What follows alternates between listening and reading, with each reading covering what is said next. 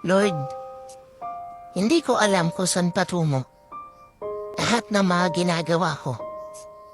Hindi ko alam kung lahat ba ng desisyon ko ay tama.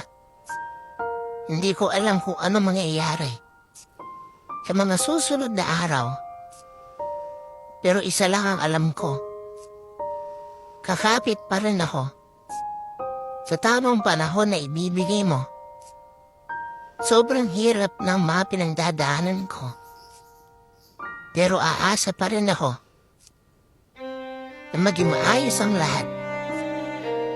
Hindi ko alam kung kanino ako lalapit sa mga panahon na parehong pagod ang isip at katawan ko. Kaya bigyan niyo pa sana ako ng lakas ng loob para magpatuloy sa pinagdadaanan ko.